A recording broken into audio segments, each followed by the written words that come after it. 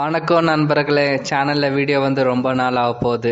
But இருந்தாலும் எனக்கோசரம் யாரும் காத்துனில்லை, அது நல்லா தெரியுது. பட் பரவாயில்ல, இனிமேல வீடியோஸ் கண்டினியூ போட போறோம். இன்னைக்கு நாம துரேந்தர் பார்ட் 2 ரிவ்யூ தான் பார்க்க போறோம். பார்ட் 1 எல்லாரும் பார்த்துருப்பீங்க, சேம் அதே தான். பார்ட் 2ல ஓவராலா ஒன் லைன் ஸ்டோரி என்ன தெரியுமா?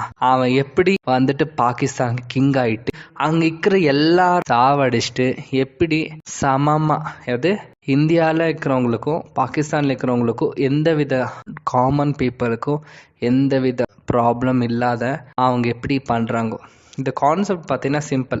2 நாட்டுக்காரங்களும் நல்லா இருக்கணும், ஆனால் இடையில எவனோ இருக்கான், அவன் வந்து லாபம் பார்க்கறதுக்காக நம்மள நோண்டுறான். என்னடா மூவி ரிவ்யூ ஒரு மாதிரி சொல்லு வச்சுக்கோ. இது மாதிரி சொல்ல பிடிச்சிருந்துச்சுன்னா ஒரு லைக் போட்டு கேளுங்க.